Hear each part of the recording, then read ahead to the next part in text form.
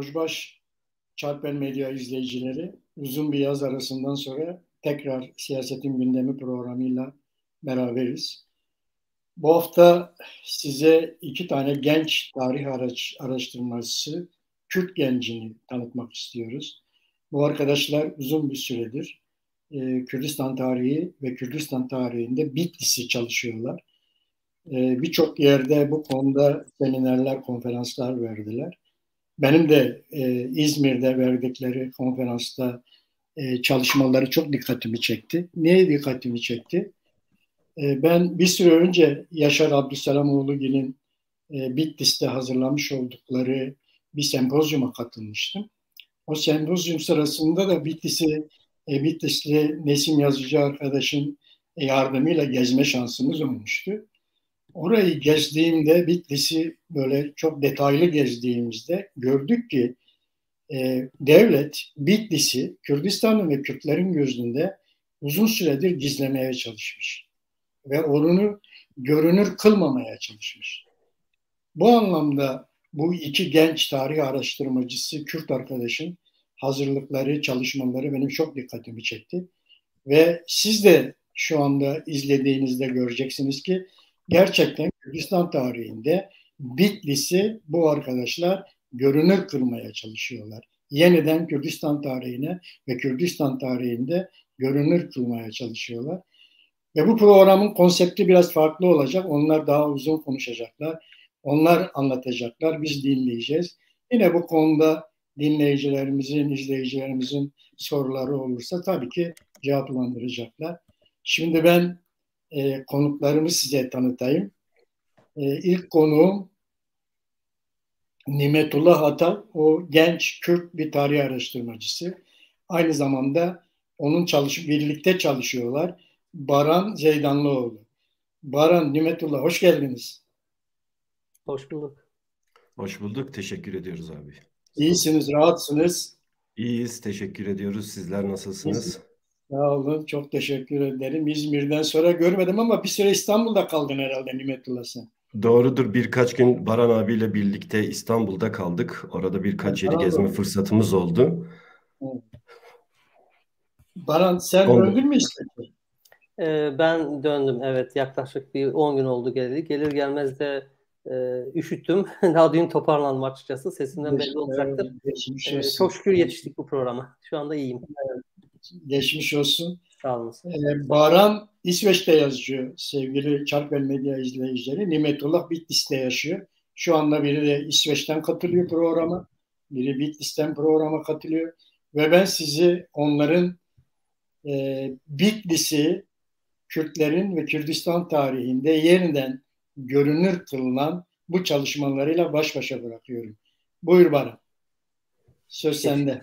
Teşekkürler. Çok sağ olun. Öncelikle böyle bir programa bizi davet ettiğiniz ve böyle bir ortam yarattığınız için size teşekkür ediyorum. Hem şahsınıza hem de Çarpı Medya'ya. Doğrudur. Kısa tanıtmanızda da belirttiğiniz gibi unutulmuş, üzerine açıkçası ölü toprağa serpilmiş Bitlis'in, kadim Bitlis'in tarihteki duruşu, konumu ve sahip olduğu o muazzam, derin zenginliği biz tekrardan ortaya çıkarmaya çalışıyoruz. Bu yaklaşık 7-8 senelik zaman diliminde yapmış olduğumuz bir şey ve halen de devam etmekteyiz. Ben özellikle batılı kaynaklardaki, arşivlerdeki, belgelerdeki özelde Bitlis genelde Kürtlerle ilgili detayları araştırmaya yönelmiş bir durumdayım şu anda. Son 4-5 senedir de bu odaklandığım hususlardaki bana göre inanılmaz verileri bir araya getirip kitaplaştırmakla meşgulüm. Bu konuda ilk çalışmam 2019'da seyyahların anlatımlarıyla Bitlis ve ahalisi olarak çıktı. 2 bölümden oluşan bir çalışma o. Seyyahların, misyonerlerin, Bitlis ve civarından geçmiş tüccarların, hacıların, işte maceracıların anlatımları ve benim Bitlis ve çevresine dair kaleme aldığım makalelerin bir araya getirilip yayınlandığı bir çalışma. Ondan sonraki sene Binbir Gece Masalı tarzında 1865'te yayınlanmış bir roman, hikaye, masalımsı bir çalışmayı çevirdim. Charles Wells'in Bir Kürt Prensi Mehmet adıyla çıktı.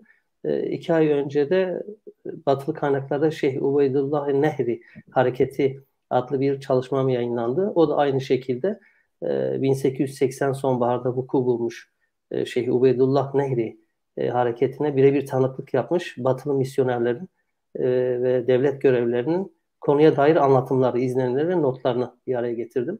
Raflarda yerlerini aldı. Şimdi tabii konumuz Bitlis ama tarihte Kürtler ve Bitlis Beyliği dediğimiz için önce bir Kürtlere dair bir şeylerle başlayıp anlatmaya başlayıp konuya giriş yapalım diye düşünüyorum ben. Kısaca. Şimdi tarihte Kürtlere dair yazılı en eski eserler olarak ilk başta tabii ki Xenofon'un Anabasis adlı eserinde işte 10 binlerin dönüşü diye bilinen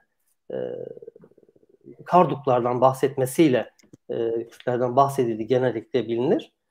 Ama bundan önceki aslında özellikle Asur tabletlerinde de Kürtlerden bahsedilmekte. Mesela milattan önce 1100'lerde bugünkü Hazo, Kozluk bölgesinde bir savaş yaşanıyor Asurlarla. Gurdiler, Kürdiler diye geçiyor tablette. Bir zafer tableti bu. Günümüz Paris'teki Louvre Müzesi'nde de var bu zafer tableti. Orada Kürtlerden bahsediliyor. Yani yazılı olarak 3000 öncesine kadar hatta 3500'lü yıllara kadar gidilen bir dönemde Kürtlerden bahsedildiğini görebiliyoruz. Tabii bu işte Sumer tabletlerinde bazı ibarelerin olduğu da bazı arkeologlar ve tarihçiler tarafından da belirtilmekte. Yani Kürtlerin bulundukları coğrafyadaki varlıkları yazılı olarak 3-4 bin yıl gerisine kadar gitmekte. Otokton bir toplum, hiçbir şekilde göçle buraya gelip yerleştiğine dair bir ibare olmayan ve binlerce yıldır aynı topraklar üzerinde yaşayan çok kadim bir milletten bahsediyoruz.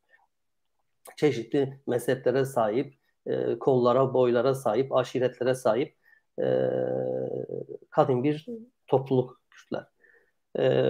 Bu topluma, Kürtlere dair anlatımların en eskilerinin başında tabii ki Yunanlı tarihçiler gelmekte. Bunların mesela en önemlisi milattan önce 200'lerde yazılı olan kaynaklar var. İşte dediğim gibi Asur tabletleri var. Herodot var, ünlü Yunanlı tarihçi. Tarih zaten adlı altında bir çalışması var. Orada Kürtlerden bahsediyor. Milattan önce 400'ler bu. Anabasis'ten bahsettim zaten aynı dönem o da. Başka bir Yunanlı tarihçi var, Polybis. O da milattan önce 200'lerde Kürtlerden bahsediyor anlatımlarında. Ünlü tarihçi Amasyalı kendisi tarihçi var, Strabo ki seyyah aynı zamanda bu tarihçi. Onun anlatımları var. Milattan önce 600'ler coğrafya diye bir çalışması var onun. Orada Kürtlerden bahsediyor. İtalyan bir tarihçi olan Pliny o da milattan sonra 50'lerde Kürtlerden bahsediyor ki o çok önemli bir şeye de aslında değiniyor. Bence hem önemli hem de ilginç bir detay bu. Dicle Nehri'nin adına atıfta bulunarak Pliny bunun eski Medce'den ki Medler de Kürtlerin atalarından olduğu birçok tarihçi ve arkeolog tarafından belirtilir. Dicle Nehri'nin aslında eski Medce'deki hızlı akan ok, Tir'den geldiğini söylüyor. Tigris, Tigr ki Kürtçe'de günümüzde dahi halen ok Tir'dir. Dicle olması meselesi ise Arapçadan Ticre, o G'ler J olarak bazı yerlerde C olarak telaffuz edildiğinden bu şekilde Türkçe'ye geldiğini görüyoruz. Ama bu seyyah tarihçinin Tir'in eski Medce'den geldiğini söylemiş olması çok önemlidir. Kürtçenin çok çok eski bir dil olduğuna dair en önemli şeylerden, delillerden bir tanesidir bu. Kadim bir dil ayrıyeten.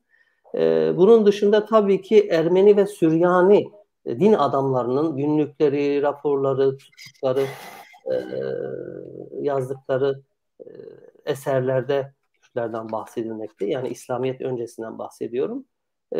Ve ondan sonra İslamiyet'in 630'larda Kürdistan coğrafyasına gelmesiyle Arap tarihçi ve seyyahların da Kürtlerden bahsettiğini görüyoruz. Özellikle İbn Esir'dir, işte İbn Ezrak'tır, İbn Battuta dahi bahseder Kürtlerden. Yani işte Orta Çağ'da İslamiyet'in yayılmasından sonra onlarca eser, yüzlerce hatta kaynakta Kürtlerden bahsedildiğini görüyoruz. Bunun yanında Türk tarihçilerin de Kaşgarlı Mahmud'un eserinde de Kürtlerden, Kürt topraklarından bahsettiğini biliyoruz. Hatta ve hatta ünlü Oğuzname vardır, 1200'lerde yazılmış. Orada dahi defalarca hem Kürtlerden hem de Kürtlerin coğrafyası olan Kürdistan coğrafyasından da bahsedilir. Bu arada Türkiye'de genellikle Kürdistan ibaresinin coğrafik tanımın Sultan Sencer tarafından ilk defa kullandığı söylense de aslında Urfalı mesela Mateo'nun kitaplarından bundan Sultan Sencer'den önce de o tanımlamanın var olduğunu görüyoruz. Ve bu tanımlama Farsça, Kürtçe bir tanımlamadır Kürdistan. Yoksa tarih boyunca o coğrafyaya ta Asurlulardan işte Romalılar da Bizanslar dahil olmak üzere çeşitli tanımlamalar kullanmışlardır. İşte Gordiyen, Kardukya, Kurdavara, Karducci, Kardukiya şeklinde Arap kaynakları da, Arap tarihçileri de Ardul Akrad diye, Vabil Akrad diye belirtmişlerdir. Aynı şekilde Fars tarihçileri de. Yani genel itibariyle Kürtlerin ve yaşadıkları coğrafyanın ismi yüzlerce kaynakta geçmektedir. Konuya bu şekilde bir giriş yapmak yanlış olmaz diye düşünüyorum. Sözün nimeti İstiyorsan abi burada biraz başlıkları açayım ben. Tabii iyi olur. Yani şimdi biz başta şeyden bahsettin. Asur kralından bahsettin ki bu Tiglat-Pileser'dir. Milattan önce işte 1114-1076'da Asur topraklarını genişleten bir kral olarak biliyoruz onu. Bu Sason ve Hezo bölgesinde zafer tabletine Kurti denilen bir kavimle, bu kavmin işte tarımcılık, hayvancılık ve savaşta çok maharetli olduğunu ve bunları yenip bir zafer anıtı diktiğinden bahseder. Tabii yazılı metinle gözlem birbirine uyum sağladığı zaman biz tarihi daha iyi konumlandırabiliyoruz. Bunları merak ettim mesela, bahsettiği Azu Dağı neresidir? Sason'a nasıl gelmiştir? Sason'dan nasıl Hezo'ya geçmiştir vesaire. Bu bağlamda Hizan'a gittim. Hizan coğrafyasıyla ilgilenmeye başladım. Orada Azo Dağı'yla, yani halkın bugün bile Azo dediği dağı gördüm. Oradaki patikalar, hatta orada birkaç tane rölyef de var. Yanılmıyorsam önümüzdeki yıl bu rölyefler bir arkadaşımız tarafından iyice araştırılıp okunacak. Bize şunu gösteriyor. Biz, yani Kürtler, Ermeni diasporasının veya herhangi bir oryantalist araştırmacının söylemiyle sonradan göçebe değiliz. Otoktonuz. Her zaman buradaydık. Buradaki mevcudiyetimiz zamanla daha fazla genişlemiştir, daha fazla ileriye gitmiştir. Ama en önemlisi otokton, yani yerli olduğumuzdur. Çünkü binlerce yıllık coğrafya isimlerimiz, işte 1934'lerin başında her ne kadar Kürt, Rum, Ermeni yerleşim yerlerinin isimleri değiştirilse dahi Kürtler hala eski yerleşim yerlerinin isimlerini bildiği için bu yerleşim yerlerinin isimleriyle geçmiş arasında çok iyi bir köprü bağlantı da kurabiliyoruz. Karduklar dediniz. Mesela karduklarda ben İngilizce tekstte şöyle bir şey gördüm. Ben bu kodu her zaman izah etmeye çalışırım. Çünkü tarih bir koddur. O kodlar toplum içerisinde, eğer toplum hafızası güçlüyse, millet olma olgusu insanlarda büyük bir aşkla cereyan ediyorsa, o kodlar millet içerisinde, toplum içerisinde hiçbir zaman kaybolmaz. Mesela İngilizce tekstte şöyle bir ifade vardı, işte Yunan ordusu bir Kürt köyüne uğradığında Kürtler kadınları ve çocukları daha doğru götürüyor savunma amaçlı. Onlara herhangi bir zarar gelmesin. Köyde birkaç ev bulunduğu mahalli terk etmiyor tabii. Aralarında işte bir diyalog gerçekleşiyor. Herhangi bir çatışma yaşanmıyor. Fakat Xenofon'un dikkatini çeken bir durum oluyor burada. Bakıyor ki o birkaç ev bir arada hepsinden gizli bir şekilde kapıları kapatıp yemek yemeye başlıyorlar. Tabii bunu komutan merak ediyor. Niye yanımızda yemediler? İşte bize dostluk ve ilgi gösterdiler. Niye şimdi saklanıyorlar gibisinden. Biri ona diyor ki Karduklar bir yabancının yanında yemek yemezler. Bunu ayıp ve günah sayarlar. Şimdi günümüze bunu bağladığımda çoğu zaman biz çocukken bir parça ekmekle dışarıya çıktığımız zaman annem derdi ki ya sizi yemek yerken bir başkası görmesin, ayıptır. Öyle kodlarla büyütüldük ki hatta bazen çok açık bir alanda yemek yediğimizde dahi kendimizi rahatsız hissedebiliyoruz. Acaba bizi izleyen mi var gibisinden. Mesela bu kodlardan sadece bir örnek.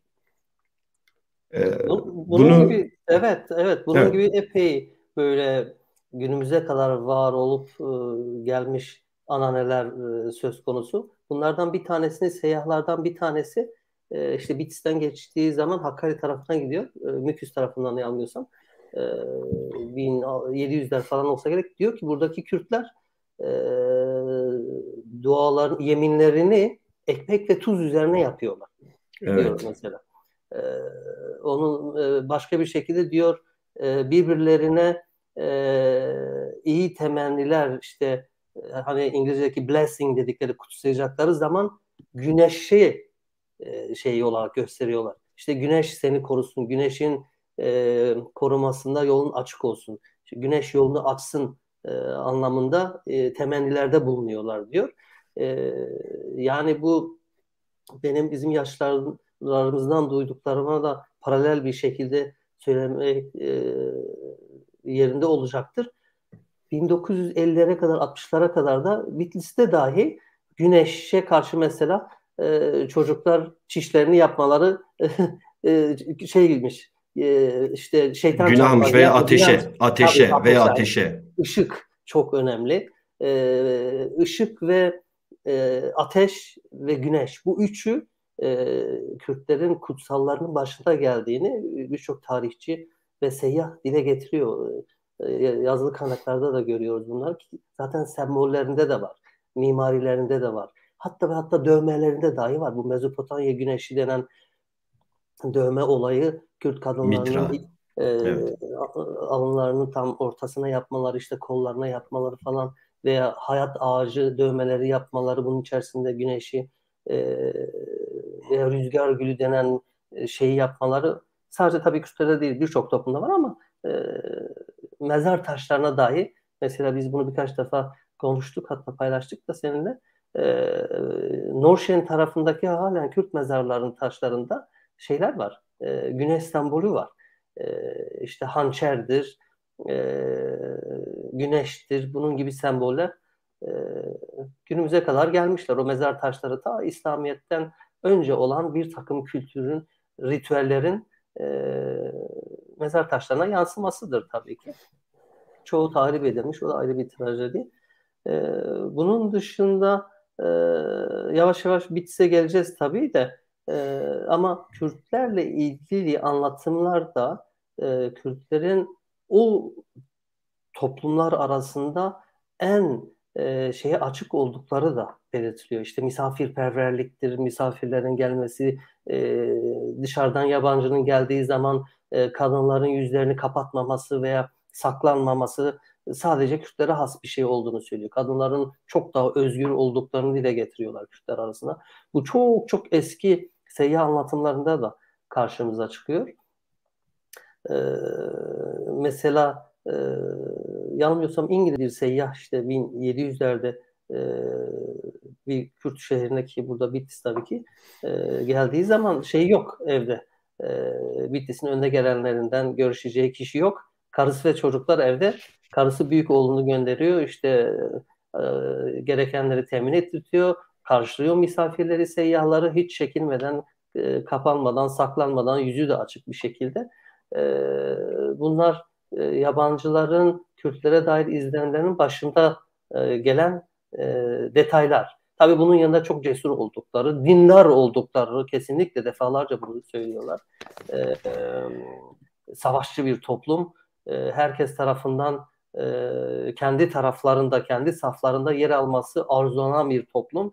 Kah Safaviler olsun, kah Araplar olsun, kah daha sonra gelen Türkiye kavimler olsun ki en başta Oğuzlar, işte Selçuklular geldiklerinde aynı şekilde Kürtleri yanlarına almışlardır. İşte Müslümanların Bizans'a karşı ilk çarpışması diye tarihe geçen Malazgirt'teki savaşta 10-15 bin tane Kürt süvarinin onlarla birlikte olduğu kaynaklarda geçer. Bu sayede büyük bir güç aldıklarını da belirtirler. Onun dışında mesela Evliya Çelebi de 1655'te işte Kürdistan'ı gezdiğinde o da diyor Kürtlerin desteği olmasaydı ne Araplar, Müslüman akımları doğuya doğru devam edebilirdi, ne de Osmanlı aynı şekilde doğuya doğru kendisini koruyabilir veya ilerleyebilirdi diye bunu dile getiriyorlar. Yani seyyah anlatımlarında, işte batılı gözlemcilerin anlatımlarında Kürtlere dair bu tarz şeyler, atıflar yer alıyor. Benim en çok hoşuma giden ki kitabımda da var. Bunu okuyayım. Bu Isabella Bird, bizim favori seyyahımız, bayan İskoç Britanyalı seyyahımız, 1890'larda Bitlis'e geldiğinde işte geziyor şehri ve anlatıyor. Şehrin iki ana toplumdan oluştuğunu dile getiriyor. Bütün seyyahlar aynı şeyi söylerler ki bu hem şeylerde geçer, Osmanlı belgelerinde hem de Bitlis tannamalarında, yıllıklarında da geçer. İki ana toplum, işte Kürtler ve Ermeniler diye belirtir. Orada Kürtleri anlatırken hem erkeklerinin hem de kadınlarının giyim kıyafetlerini anlatıyor.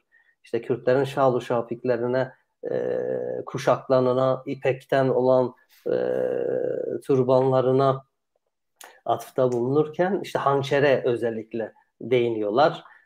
Hançersiz gezmek söz konusu değil erkekler arasında. İşte o hançerin bulunduğu kuşağın içerisinde bir barutluk var, işte başka bir kama var falan filan derken kadınları anlatıyorlar. Kadınların işte giyim kuşamındaki şatafatı, burunlarındaki hızmayı diyor, hatta orada diyor ya Isabella diyor, bu kadınların burunlarında kullandıkları hızma ta Karduklu, ataları olan Karduklardan kalma bir alışkanlıktan başka bir şey değildir ki kökeni de bunun Hindistan'dır. Yani hızma kullanmanın, onu da söylüyor. Ama atalarının Karduklar oldukları ta yani milattan önce 400'lerden beri bu ritüelleri yaptıklarını belirtiyor. Seyyah anlatımlarından bir Baran tanesinde abi, şimdi bu seyyahları biz hep izah ediyoruz. evet. Tabii insanlar şöyle de merak ediyor. Yani bu sıkça işte katıldığımız konferanslarda bize gelen sorulardan biridir. Şimdi bir takım seyyahlar vardır. Kürtlerle birebir etkileşim yaşar. Ya misafir olur ya yoldan geçerken bir şey ona ikram edilir. Bu tip bir seyyahın Kürtlere yönelik bakış açısı pozitif ya da objektif değerlendirmeler içeriyor. Diğer taraftan Kürtlerle hiç tanışmayan, Kürtlerle etkileşim halinde olmayan seyyahların bakış açıları hem objektif değil hem de o dönemin toplumsal, sosyal, kültürel gerçeklerini de yansıtmıyor. Mesela bunlardan bir tanesine örnek verelim ki insanlar hani ya seyyahlar hep objektif midir ya da buradaki problem nedir gibisinden. Örneğin bizim işte Bitlisname'de çevirisini tamamladığımız, ileriki süreçte kitapta yayınlayacağımız Fransız bir seyyahın Kürtlerle ilgili notları var. Bu Raymond 1840'ta meraktan ya da okuduğu işte diğer oryantalistlerin notlarından yola çıkarak Kürdistan'a bir seyahat gerçekleştiriyor. Mesela şöyle bir cümle kullanıyor ki biz bunun bu kısmını çevirdik. İlerleyen zamanlarda bütün çevirisini de yayınlayacağız. Şöyle diyor.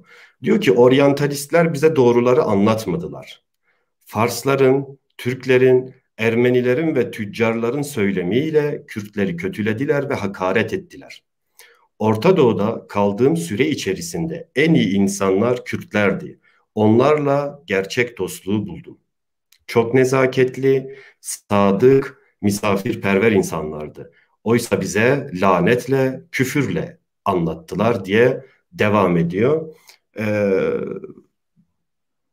Seyyahların bakış açıları bizim için çok önemlidir. Mesela dün bir Macar seyyahın yine Kürdistan'a yapmış olduğu ziyareti ben paylaşmıştım harita şeklinde. Onun çevirilerini Macarca bilen bir arkadaş sağ olsun çevirmeye başladı. Bir küçük bölümünü gönderdi bana. Şimdi hani belirli normlarda, belirli noktalarda herkes aynı şeyi söyler. Fakat bizim açımızdan önemli olan o seyyahın Kürtlerle tanışmadan önce Kürtler hakkında bilgisi olup olmadığıdır. Mesela o Macar seyyah Herodot'u okumuş, Anabasis'i okumuş. Bunları okuduktan sonra işte Kürdistan coğrafyasına geliyor. Kürtlerle ilgili bir takım analizlerde bulunurken işte ben Herodot'ta okuduğum medler, aşiret sistemi neyse bugünkü gördüğüm Kürtlerde de sistem ve aşiret budur. Veya işte Karduklar'da okuduğum, Anabasis'te okuduğum Karduklar neyse bugünkü aynı açıdan fiziksel savaş vesaire aynıdır, hiç değişmemiştir. Ve bunu izah ederken onların o zengin kıyafetlerini, zengin duruşlarını, fiziksel güç yapılarını bir bir özetleyerek bu şekilde aktarmıştır. Hani seyyahların birinci ve ikinci örneği bizim açımızdan bu bağlamda önemlidir. Evet abi. Devam edebilirsiniz.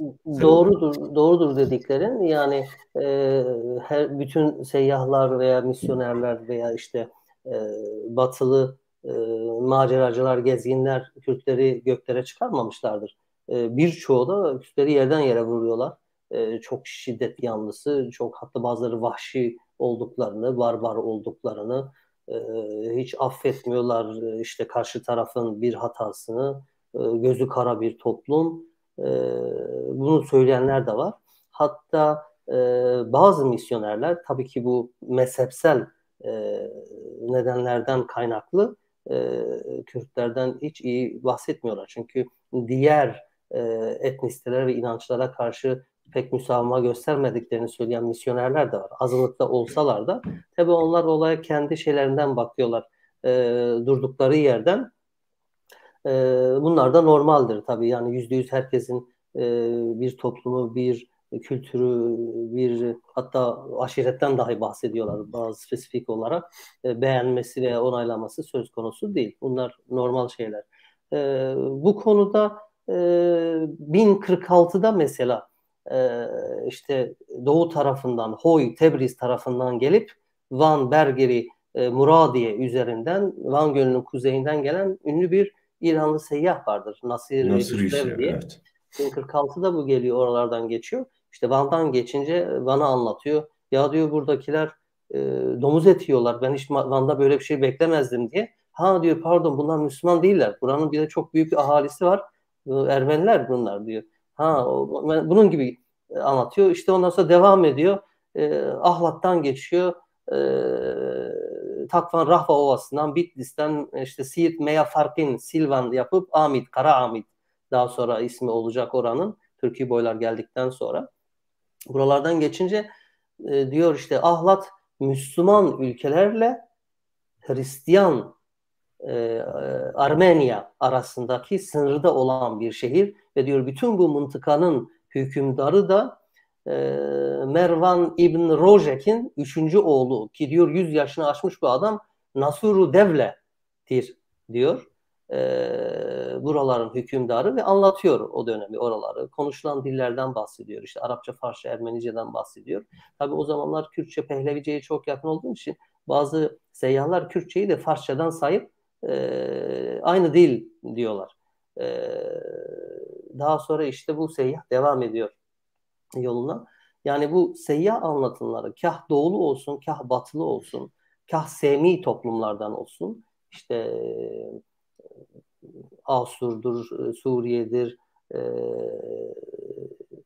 Kudüs tarafıdır veya Arabistan diyarlarından gelenler olsun, hepsinin Kürtlere dair anlatımlarında muazzam detaylar var. Çok kadim bir toplum olduklarını, işte cesur olduklarını, hiç kimseye taviz vermediklerini söylemesi ilginç. Yani bunu ta 1900'lerin başına kadar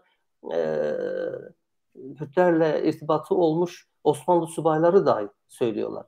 Yani çünkü beylikler döneminde dahi her bir Kürt beyi kendi coğrafyasında, topraklarında küçük bir devlet gibi hakim olmuş o teritoryaya. Ki bunların en başında Bitlis geliyor. Tekrar Bitlis'e döneceğiz yakında beyliklerle ilgili konuştuğumuzda. Mesela o 1810'larda Kürtler arasında 13 yıl yaşamış bir İtalyan seyyah var Campanile. O anlatıyor işte Kürtleri. Her bir Kürt beyi başlı başına bir derebeyi gibi, bir prens gibi, bir devlet gibi hareket ediyor diyor. 7 ayrı bölgeden 5 büyük beylikten bahsediyor Türkler arasında. İşte Hakkari Beyliğini söylüyor, Bitlis Beyliğini söylüyor, Botan tarafını, Baban tarafını, Soran tarafını tane tane anlatıyor. Bu bunlardan bir tanesidir. Ama tarih boyunca baktığımızda 1200'lere kadar geldiğimizde hatta Eyyubiler döneminde dahi ve onlardan öncesinde de mesela Mervanilerden bahsettim. Şeddadiler var, Revadiler var kuzeyde. Bunlar hepsi birer bir hanedanlık, birer devlet şeklinde yönetiyorlar. Yani beylikler de ufak bir devlettir. Mesela ben geçen Twitter'da bir paylaşım yaptım Bitlis'le ilgili. Biz Bitlis'ten hep bahsedince millet bir aman mikro milliyetçilik yapıyorsunuz, lokal milliyetçilik yapıyorsunuz. Hiçbir Mardin yok, hiçbir Hayır, kıyaslanamaz. Yani Bitlis vilayetinin ve Bitlis beyliğinin 1000 sene boyunca, yani bu 800'lü yılların ortasından başlayıp ta 1849'a en son Kürt beyi olan Şerif Bey'in, Bitlis Bey'i bu, tasfiyesine kadar gelişen o dönemde 1000 senede büyük bir coğrafyaya hakim. Sadece Bitlis hanlarından, mirlerinden bahsedecek olursak, Roşkiler, Şerefhanlar, yani günümüz Belçika coğrafyasıyla örtüşen bir yüz ölçüme sahip bir Bitlis vilayetinden bahsediyoruz, beyliğinden. Bunun yanında Hakkari Beyliği var. Evliya Çelebi mesela Mahmudi Beylerinden bahsettiğinde Müküs, Van o taraflara gittiğinde diyor akıl almaz bir güce sahipler bunlar. Aynı şekilde bir Abdalhan gibi bir Bitlis beyleri gibi bunlar da buraya hakimler. Hakkari Beyliği işte tarihte. Hatta Reşambu Beyliği de denir. Bir cumartesi Akkoyunları yendikten sonra tekrardan kuruyorlar beyliklerini. Şemmi Cumartesi oradan geliyor ismi. Yani beylikler konusunda Kürtlerin her bir beyliği kendi başına bir devlet gibi hareket etmiş. Şimdi Bitlis Beyliği'ne giriş yapacak olursak mesela düşün 1838'de Bitlis'i ziyaret eden Britanya'nın Erzurum konsolosu James Brown o diyor burada halen Bitlis'e geliyor işte Şerif Bey'in misafiri oluyor. Diyor burada halen Kürt beyleri kendi adlarına hutbe okutup para basıyorlar. Çok yakın bir tarih bu. Ve Bitlis'te darphane var. Ki aynı şekilde bir darphane de Hizan'da vardı da. Yani Kürt beylerinin kendi adlarına hutbe okutup para basmaları ta bu yakın döneme kadar 1830'lara kadar gelmiş olması halen kendi teritoryalarında, coğrafyalarında, beyliklerinde, topraklarında muazzam bir güce ve konuma sahip olduklarının göstergesidir. Tavernier 1660'larda Bitlis'ten geçtiğinde ki Diyarbakır üzeri geliyor. O da diyor buranın beyi bir emiriyle Kürt beyinden bahsediyorum. 25 bin tane süvarisini işte piyadesini, ırgatını, rençberini neyse ordu haline getirip büyük bir güçle onun karar vereceği diğer bir gücün yanında yer almasıyla tarihin akışını değiştirebiliyor. Yani burada bahsetti ki o da diyor ne İstanbul'a sultana ne şaha, Safavilere taviz verir bu Kürt bey. Yani Bitlis beyinden bahsediyor. Diyor kendi başına burayı yöneten ve bu topraklara hakim bir lider konumunda olan birisi. Halep'ten Tebriz'e kadar gidişattaki, güzergahtaki tüm şeyi etkileyebilecek bir konuma sahip. Bunu tabii ki Osmanlı'da, Safavi'de her zaman görmüş ve bilmiştir ki tarihte görüyoruz. Onların entrikalarıyla Kürtler ya sağa ya sola savrulmuşlar. Ya doğru ya yanlış kararlarla bir şekilde güçlerini kanalize etmişlerdir bu büyük güçlerin yanına. O yüzden başta Bitlis Kürt Beyliği olmak üzere diğer beyliklerin de tarihteki konumları çok önemli. Bu şekilde oralara yavaş yavaş gidiş yapalım istersen. Yani şeyden başlayalım istiyorsan abi. Şimdi Roşkanların tarihe çıkış sahnesi. Aynen. Neredeydiler bunlar? Nasıl ortaya çıktılar vesaire. Roşkanların yani yazılı olarak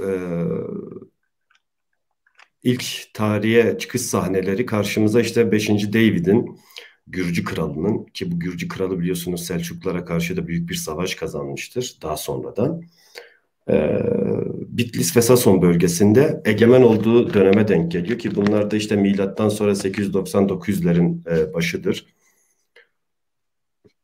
Kürt aşiretleri Hoyt dediğimiz Tap bölgesinde bir bölge var ki ben o gölün üstüne de gittim. O ortamı da teneffüs ettim. Orada işte 24 Kürt aşireti bir araya gelerek bir konfederasyon oluşturuyorlar. Oluşturdukları bu konfederasyona da Roşkan, Roş yani yeni gün, yeniden doğuş anlamına gelen Kürtçe'de bir isim verip tarih sahnesine Gürcülerle savaşarak ve Gürcüleri Sason, Bitlis bölgesinden tasfiye ederek, savaşarak, mağlup ederek tarih sahnesine bu şekilde çıkıyorlar. Bunlar iki kola ayrılıyor. Bir tanesi Kavalasi'dir. Diğeri ise işte Bilbasi dediğimiz ki bunlar Bilbasiler en güçlü koludur Roşkanlıların. Kendi içinde de 12'şer ayrı gruba ayrılıyor. Bunlar kesintisiz bir şekilde bazen işte kronolojik sırayla gideceksek Akkoyunlu saldırısıyla işte belirli bir dönem işgal altında kalıyor Bitlis. Onun dışında Selçukluların bir dönem egemenliği sürüyor. Yani belirli bir küçük kesintiler olmakla birlikte neredeyse 1000 yıldan fazla Bitlis bölgesinde egemen kalmış bir aşirettir, konfederasyondur. Bir parantez açalım oraya. Tabii. Açalım. Şimdi biz hep Bitlis diyoruz, bölge diyoruz da buna bir coğrafik olarak hemen bir anlatalım neresiydi tarihte. Merkez günümüz Bitlis şehir merkezini merkez olarak yönetim merkezi kale tabii ki burada. Bitlis'in sembolü de kaledir bu arada. 5 minare değildir. Onu da söyleyeyim. Oraya da gelelim daha sonra. Ta kuzeyde Erzurum sınırına kadar. Hınıs da dahil olmak üzere.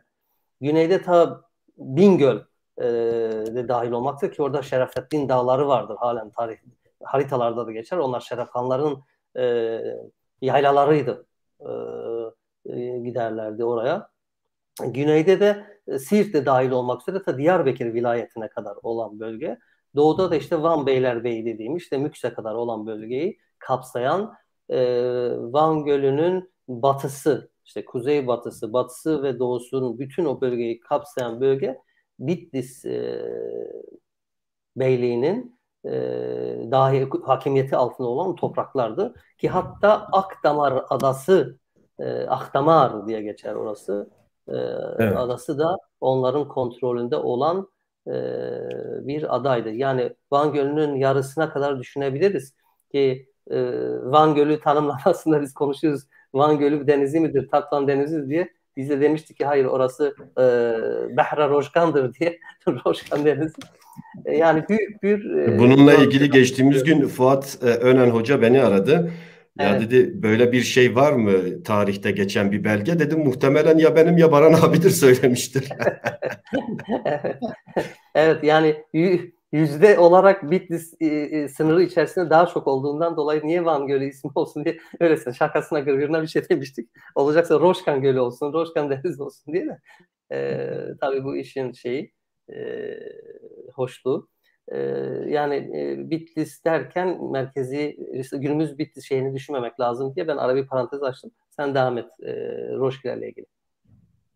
Yani işte Roşkiler Konfederasyonu ilan ettikten sonra tabii bu şerefnamedeki görüştür. Ben bazen hani tarihi metinlerdeki görüşleri birebir doğruluğundan ziyade e, kapsadığı anlamı merak etmeye çalışırım. İşte İzzettin ve Diyalettin diye iki kardeşten söz edilir ki bu kardeşler işte Ahlat'ta yaşarlarmış. Bunlar Kisra'dan yani Sasanilerdenmiş ki mesela bazen hedef şaşırtmak isteyen ya da çarpıtmak isteyen insanlar İzzettin ve Diyayettin üzerinden işte efendim bunlar Kürt değildi aslında Kisra yani Sasanilerdendi. Ki Sasanilerin de Kürt olduğunu biz bildiğimiz için insanların bu çarpıtması da bu bağlamda boşluğa düşüyor. Ama buradaki soylu olma durumu, yönetme durumu yani bir tebaayı işte bir bölgeyi yönetecekse biri orada yaşayanlardan bir adım daha önde olmalı. Yani biz mesela bunu bir diğer bağlamda farklı şeylerde de görebiliyoruz. Farklı milletlerde de görebiliyoruz. Örneğin işte Osmanlılar nasıl halifeliği kullanıp bütün bir toplum üzerinde hegemonya oluşturmuşlarsa burada da işte Roşkanları kim yönetebilir? Ya onlardan bir adım daha ötesindeki biri ya da daha soylular olabilir. Hani böyle bir algı yaratmış olabilirler ki bu bağlamda bunu savunanlar dahi hata yapmış olurlar ki Sasanilerin içinde Kürtler de var. Kürtlerden işte Berham Çupin isimli efsanevi bir kumandanın bir dönem Sasanileri yönettiğini de biliyoruz vesaire.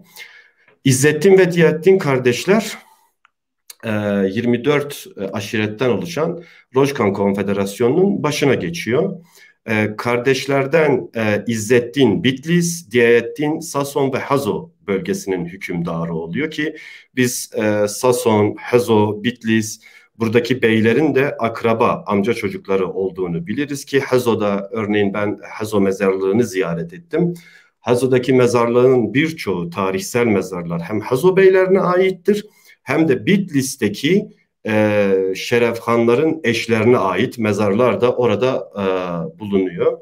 Bu şekilde Kürtler arasında yükselen, isminden söz ettiren, kahramanlıklarıyla, savaşlarıyla sadece bu da değil, sanata, edebiyata olan düşkünlükleri, şehir inşa etme olayı, kimlik inşa etme olayı, bir bölgeyi, bir mıntıkayı adaletle, adil bir şekilde yönetme biçimi Kürtler arasında bir model oluyor ki seyyahların oryantalist veya doğulu hiç fark etmiyor. Birleştikleri ortak nokta bu konfederasyonun, bu beyliğin diğer beylerden, diğer bölgelerden farklı olmasının sebebinin yani sebeplerinden birçoğu da işte hem askeri olarak güçlü olması, hem alan olarak güçlü olması, hem edebiyatta, hem kültürde, hem eğitimde diğer beyliklerden bir adım önde olduğuna dair işte ünlü Kürdolukların da Thomas Bios'tur, Minorski'dir, ortak görüşleri bu şekildedir.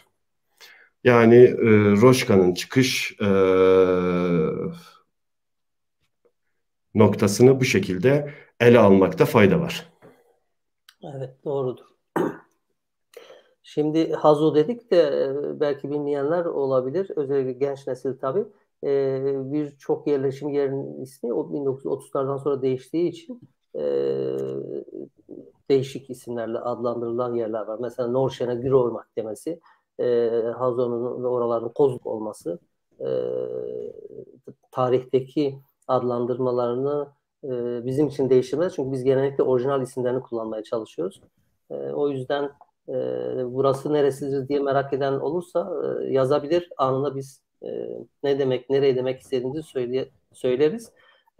Bu mıntıkaya dair özellikle Zork bölgesi hem oradaki inansal anlamda Zork şeyhlerinin konumu hem de Zork beylerinin duruşu çok önemli tarihte. 1847 yılında oradan geçen Fransız ressam seyyahlar, Jules Laurens diye bilinen bir şahsiyet, çok önemli birisi.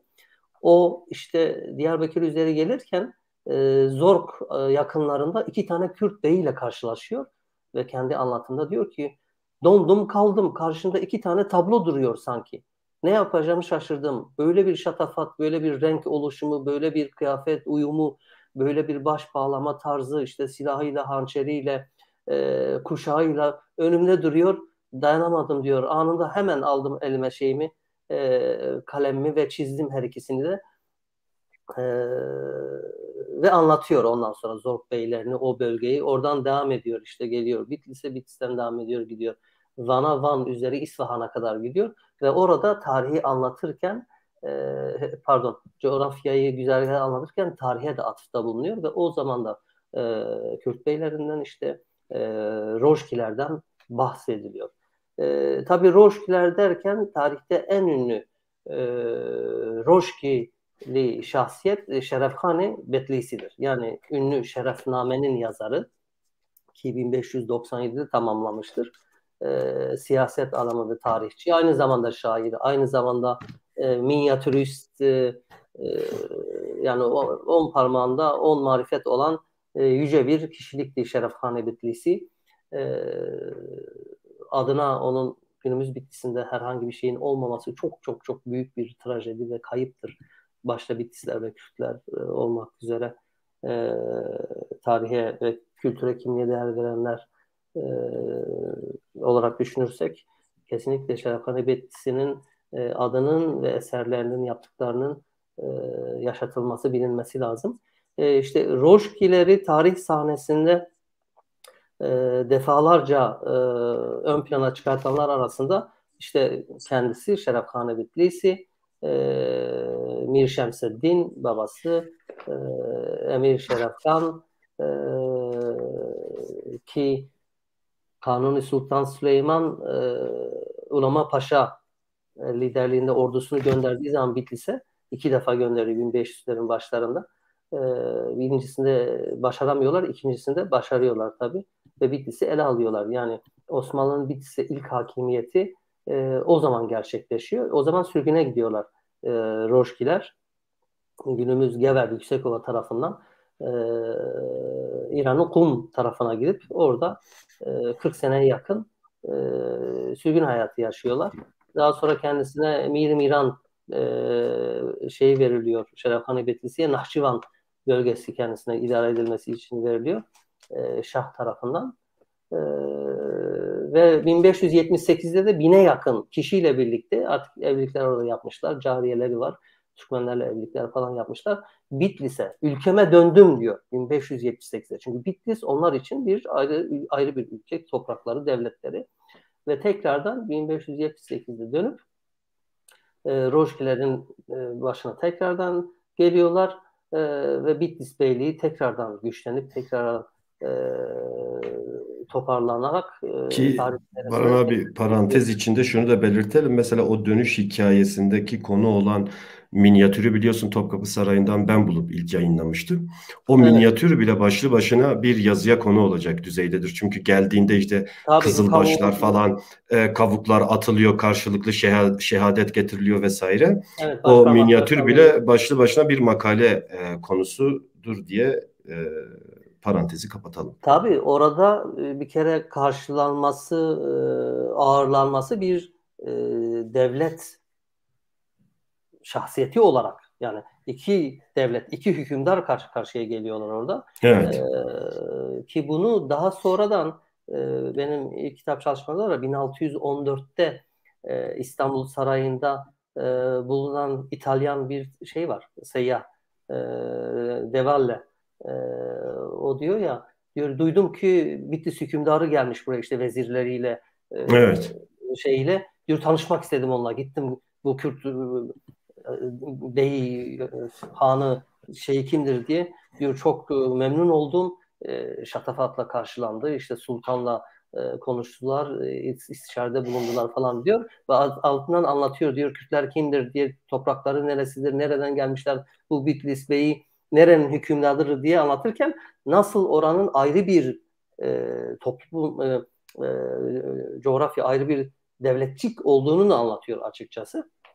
Ki zaten 1500'lerdeki Osmanlı tahrir kayıtlarında da Bitlis ayrı bir hükümet olarak belirtiyor. Roşkan, Bitlis Roşkan Kürt hükümeti diye geçiyor kayıtlarda.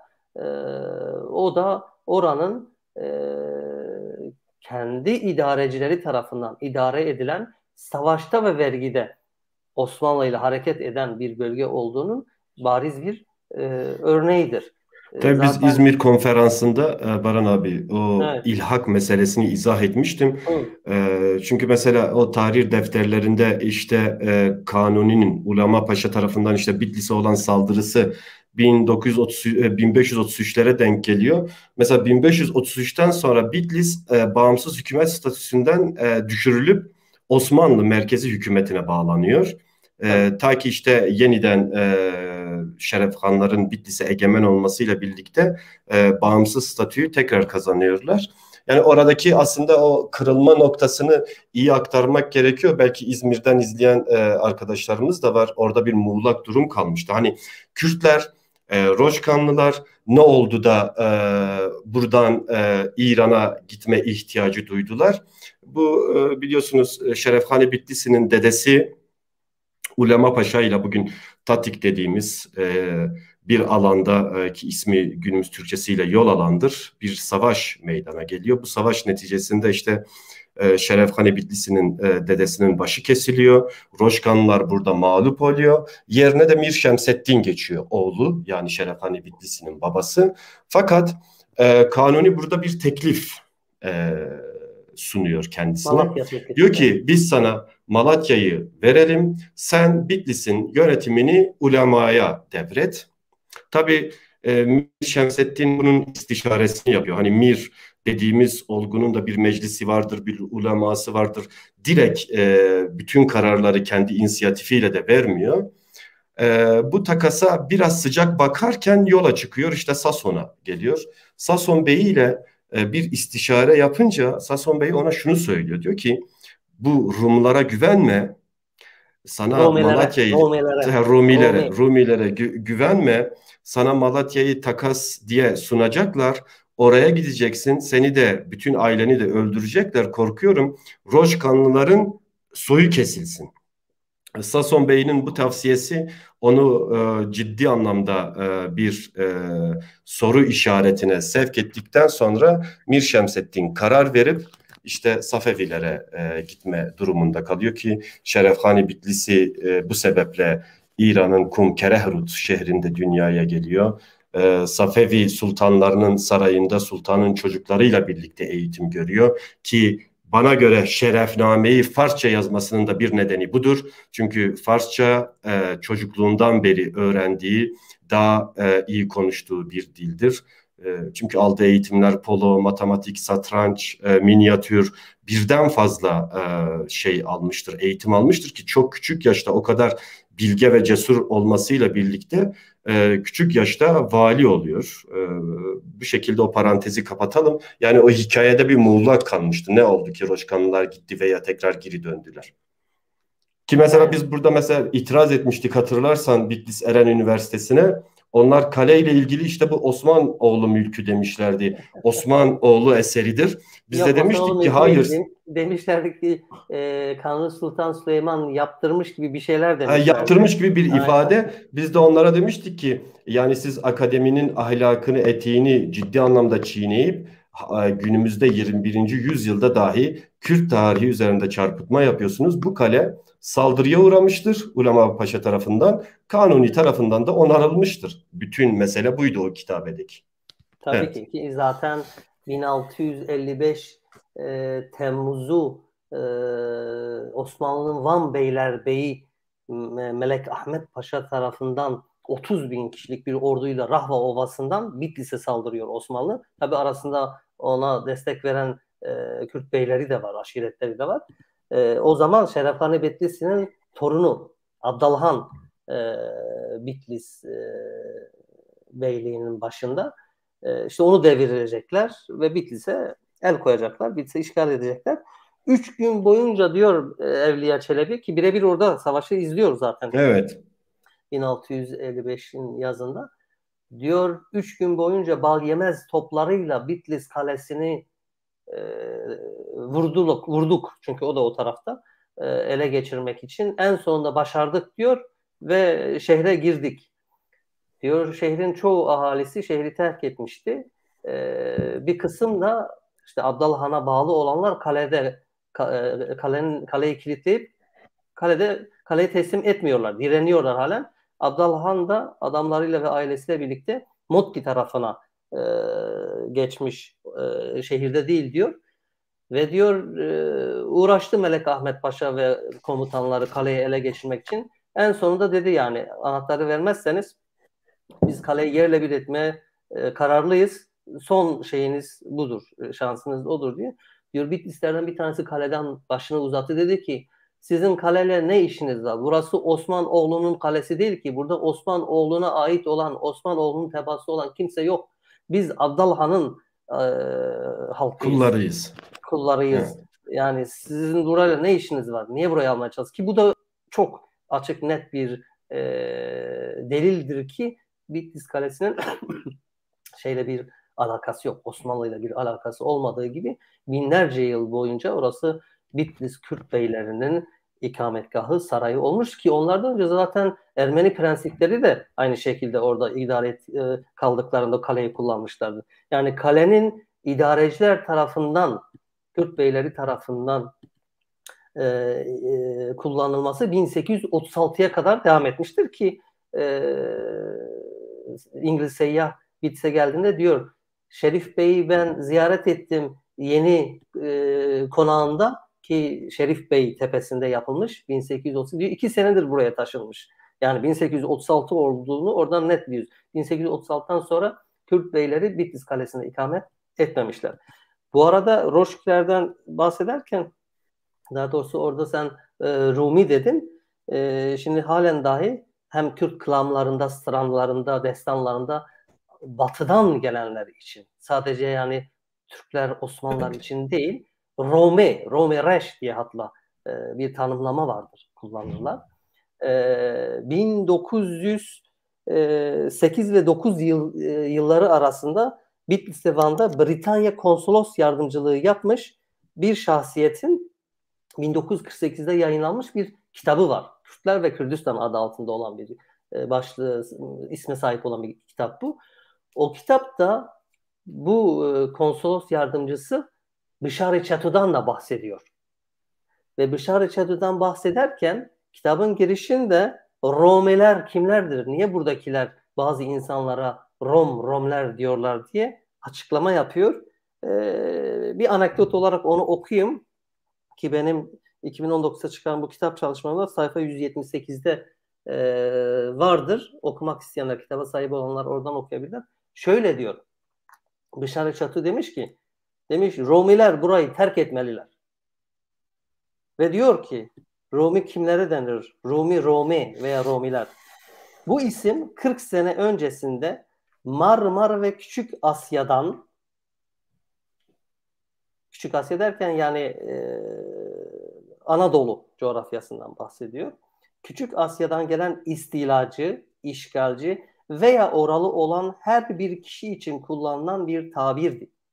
Genel olarak bu sınır Samsun, Sivas, Klikya yani Adana boylamanın batısına kalan kısım için geçerliydi ve Romalılar, Bizanslılar ve hatta Türkler de dahil hepsi hiçbir fark gözetmeden Rumi olarak adlandırılırlardı. Şüphesiz bu tabir buranın halkı açısından negatif içerik taşımakta ve hatta bu insanlar için Tanrı tanımayan anlamına dahi gelmekteydi. Bu tanımlama halen Kürt aşiretleri arasında yaygın olmakla birlikte az da olsa Kuzey Arapları, Ermeniler ve Batı Farslar arasında da vardı. Özellikle köklü Kürt aşiretlerinin bu tanımlamayı kullanarak kendilerinin birebir yaşadıkları ve anlatabilecekleri çok olay olmuştu. Bunlardan bir tanesini size şimdi anlatacağım. Bişar Çeto diye devam ediyor. Yani bu tür tanımlamalar Romiler tanımlamasına Kürtler arasında görev yapmış hem Osmanlı hem Batılı devletlerin temsilcileri, işte misyonerler, tüccarlar, seyyahlar da birebir şahit olmuşlar. Onlarca kaynakta neden Kürtler ve kimlere Romi derler diye anlatırlar yani. Bu da bir ekstra not olsun. Ya tabii şimdi biz o dönemden bahsederken hani biz Abdalhan döneminden bahsettik, işte demin ifade ettin. Aslında Abdalhan dönemi hem Bitlis için hem Kürtler için bir kırılma noktasıdır. Ki bana göre bir sorundan söz edilecekse, eğer bu sorun kronolojik bir yere konulacaksa, bana göre sorunun başlangıç noktası o günden günümüzedir. Çünkü Bitlis'in o gün aldığı yenilgi, Bitlis'in o gün gördüğü zulüm, Bitlis'in karşı karşıya kaldığı o trajik hal Kürtler için ciddi bir kırılma noktasıydı. Doğru. Çünkü sadece tabii 1650'ler. orada sadece aslında yendikleri bir bey değildi. Yendikleri aslında bir milletti. O millet tasavvuruydu.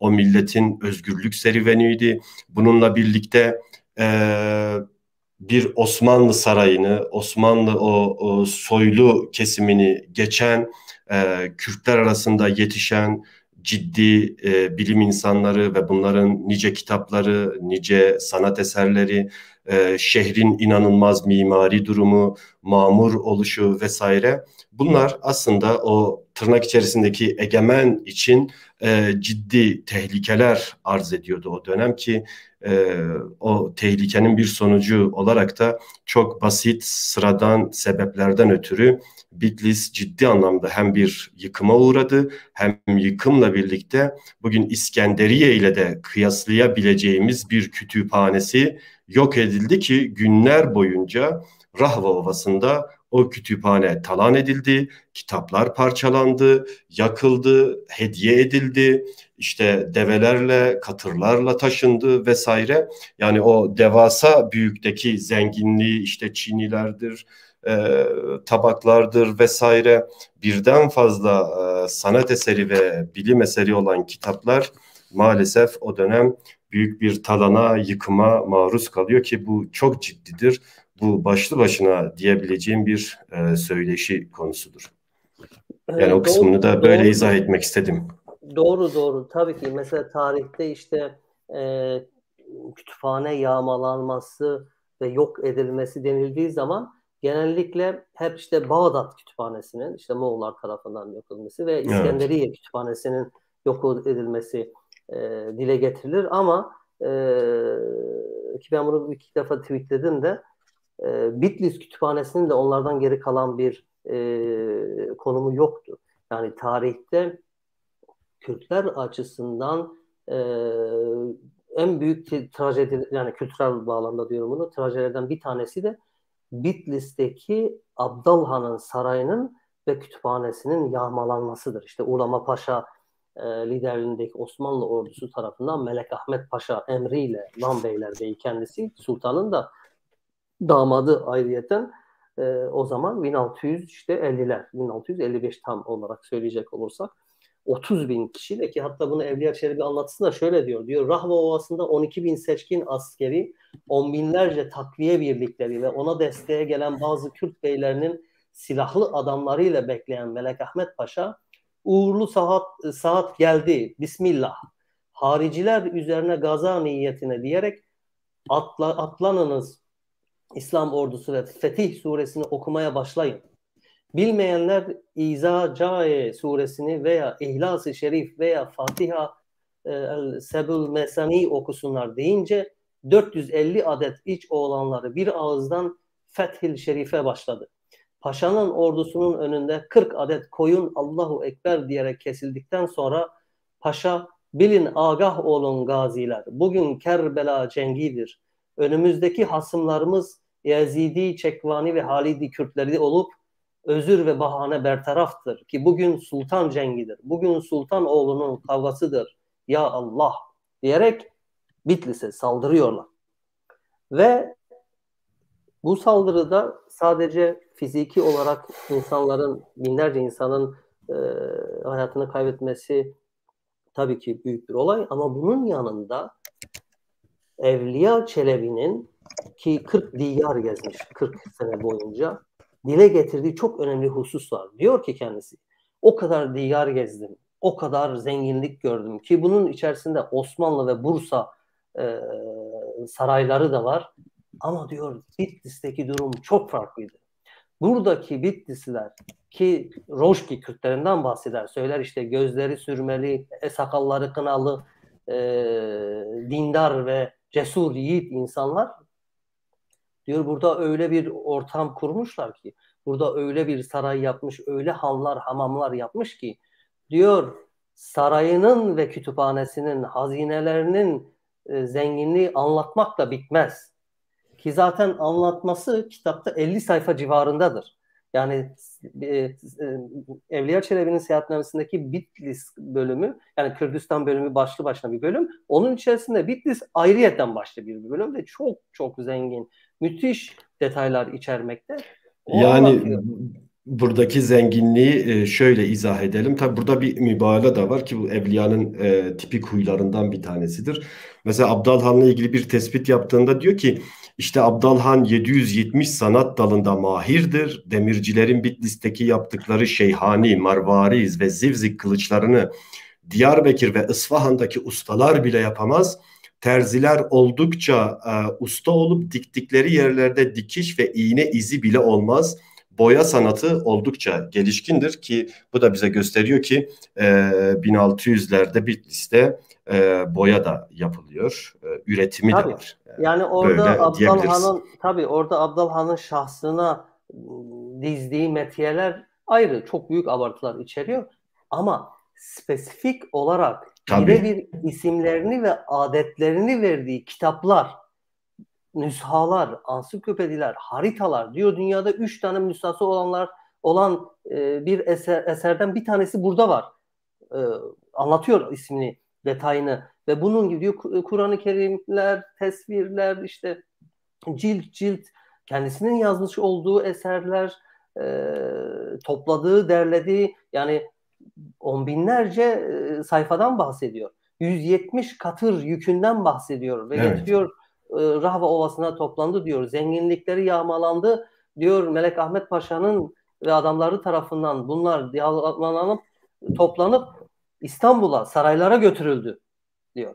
Yani bu büyük bir kayıptır Bitlis, özellikle Bitlis genelde Kürtler açısından. Yani o Yani dönemin şartlarında böyle bir kütüphaneye sahip olmak akıl almaz bir şey.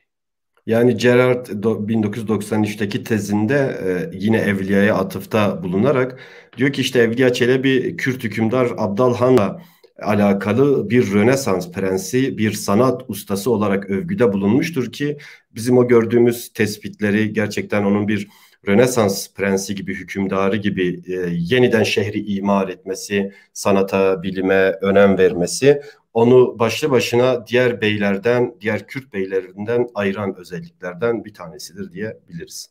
Aynen ki bir anlatımda da hatta Osmanlı Safavi Çaldıran Savaşı'nda dahi Kürtlerin önemli bir rol oynadığı, hatta belirleyici rolü Kürtlerin oynadığını ve bu belirleyici rol oynayan Kürtler arasında da en belirleyici rolü Roşkan aşiretinin oynadığını söyler Evliya Çelebi 2. cildinde.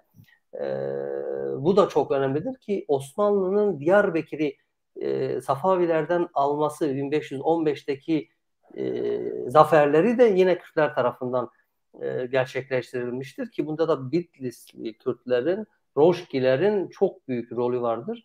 Bunlar tabii unutulmaması gereken tarihi kırılma noktaları. Kendisinin yazdığı yüzlerce şiir, yüzlerce edebi metin de maalesef o kütüphane yağmasından ötürü kaybolmuştur ki Evliya bunun yanılmıyorsam 4-5 mısrasını yanına not etmiştir ki o not ettiği kısımda da Abdalhan'dan bahsedince işte şair, edip, yazar ve ilim sahibi bir kimsedir ki Roşki kavminin özel dillerine göre nice kelimeleri toplayıp bir muhammes şiir yazmıştır. Segah makamında semai usulünde okunur diye. O okuduğu şiiri de seyahatnamesine ekleyerek günümüze ulaşmasına da vesile olmuştur. Fakat diğer yazdığı o eserler hem edebi hem şiir vesaire maalesef ki ya günümüze ulaşmamıştır ya da bugün diyebiliriz ki herhangi bir kütüphanenin tozlu bir rafında keşfedilmeyi bekliyorlardır ki çünkü o savaşta Rahva Ovası'nda mezata çıkarılan kitapların önemli bir kısmı İstanbul'a katırlarla gönderilmiştir. Doğrudur, öyledir. Ki zaten yani katırlarla gönderilmesi kanunlarla falan Erzurum üzeri Trabzon'a götürüyorlar. Trabzon'dan deniz yoluyla Gemi gidiyor. aracıyla, evet. Tabii bunlar gidiyor İstanbul'a. Artık 170 katırın taşıdığı yük kaç kitaba, kaç cilde tekabül ediyor bilemeyeceğim ama o dönemin şartlarında böyle bir hazineye sahip olması ve böyle bir hazinenin Kürtlerin elinden çıkmış olması, Bitlis'ten çıkması büyük bir kayıp. Herhalde o günün bedduası olsa gerek halen dahi Bitlis'te bir kütüphane, bir kitap evi yok. Büyük bir hakaret bence. Her gittiğimde Bitlis'e bunu soruyorum ya. Yani biz hep anlatırız ya bu asimilasyon nasıl oldu diye ben hep şeyi örnek veririm. Nasıl oldu da bu hale geldiler? Aslında çok basit. Ciddi bir korku var. Bunlar içinde biçilmez kaftandır ki o dönemin şehir dili olan işte grameri ağırlıklı olarak Kürtçeden oluşan Azerice'ye yakın bir dilin de varlığı aslında asimilasyon politikaları yürütenler için biçilmemiş bir kaftandı. Ben mesela Hasan Reşit Tankut'un örneğini veriyorum ki kendi metnini ise kısaca okuyayım. Diyor ki Siirt'in bu karakteristliğini Bitlis şehrine kadar takip edebiliriz. Şafii mezhebinin gevşemez disiplini altında ezilmiş olan Türk dilli Bitlisliler, vatan muhabbetini din ve ayin çerçevesinden sıyırıp çıkaramadıkları için Türklüklerini ancak bir derviş vecdi içinde taziz edebiliyorlar. Fakat artık onlar Ankara'ya yönelmişler. Birkaç sene sonra ileriye doğru 5-10 adım onları da bir Sivas, bir Kayseri Türk'ü yapabilecektir. 12-13 sene evvel burada his edebildiğim Mir Şeref ruhunu bu sefer duymadım. Şerefnamenin sahifeleri ve onun içinde okunan Kürt destanlarını artık okumadıklarını veya daha az heyecan duyarak okuduklarını sanıyorum. Bu sefer Bitlis'in çevresini oldukça muhlis buldum. Çünkü 12-13 sene önce ziyaret ediyor şehri. Bakıyor ki kahvelerde ahali arasında işte şerefname, mir şeref büyük bir teveccühle, övgüyle bahsediliyor. 12-13 sene sonra gelince artık ne şerefnameden ne de şerefkandan bir eser, bir söylem yoktur.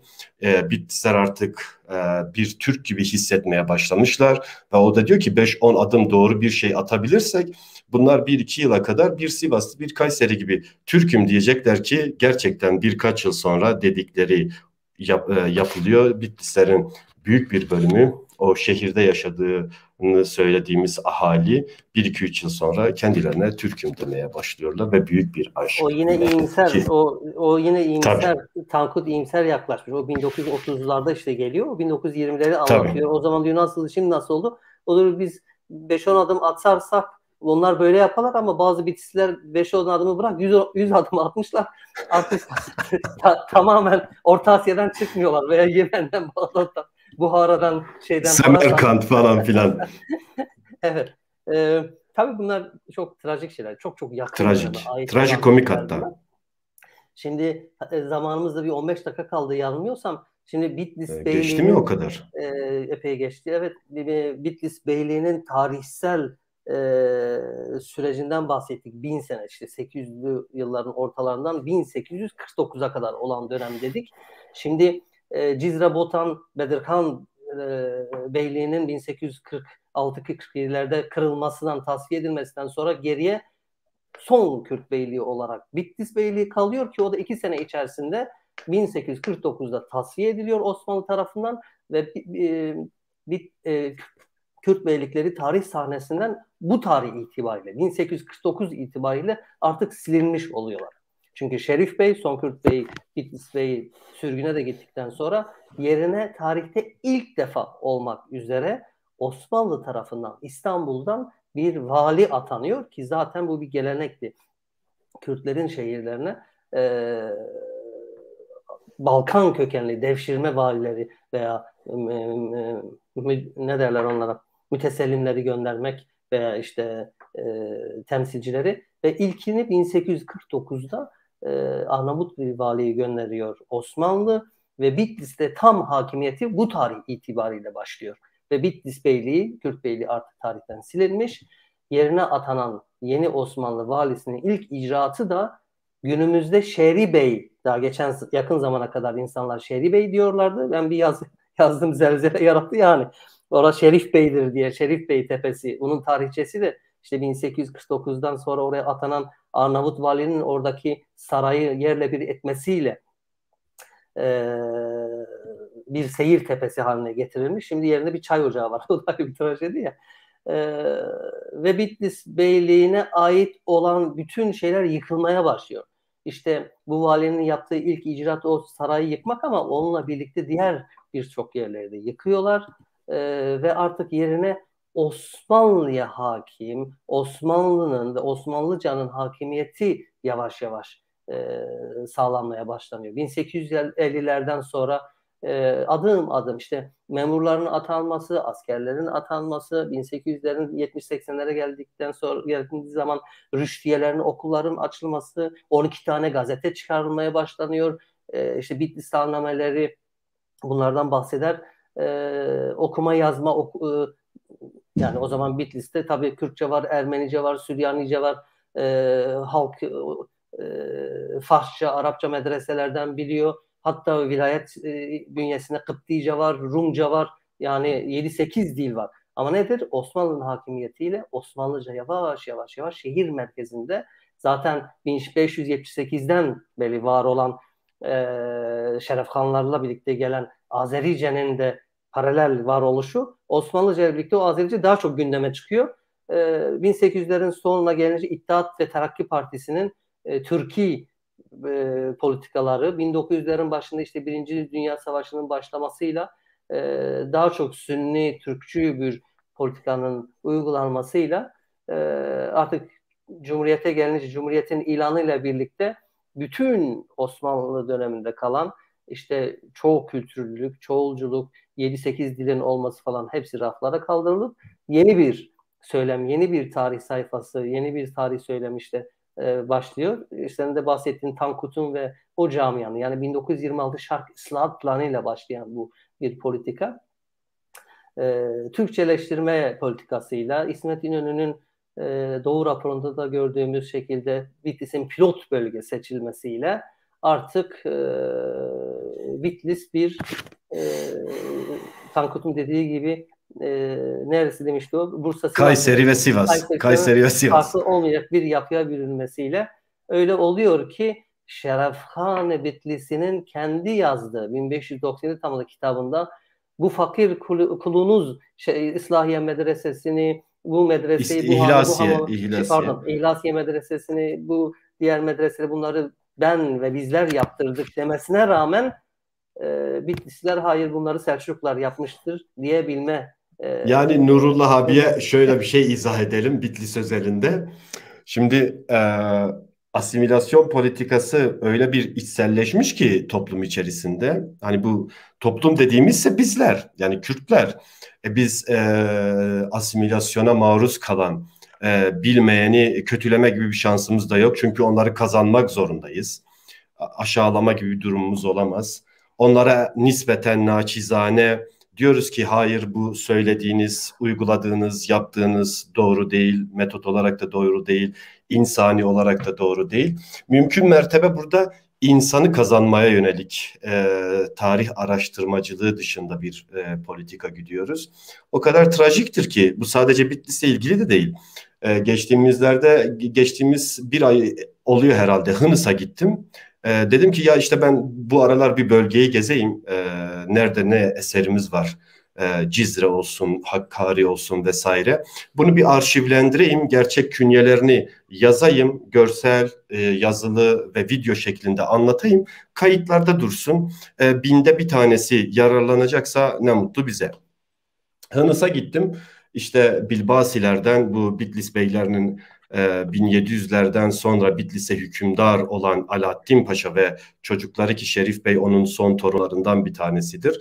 Onun yaptırdığı bir cami var. Hınıs merkezde, Eskişehir merkezinde. 1700'lerde yapılıyor. Ya dedim ki acaba kaymakamlık burayı nasıl ifade etmiştir? Bir camidir yani, kalkıp Hınıs gibi bir yerde tahrifat yapacak değil. Hani böyle iyi niyetle yaklaşıyorum. Kaymakamlık sitesini açtım. Yazıyor ki işte bu cami 1700'lerin başlarında bir Selçuklu beyi olan Alaaddin Bey tarafından yapılmıştır. Bu çok trajik. 1700'lerde Selçuklular ve Selçuklu Bey.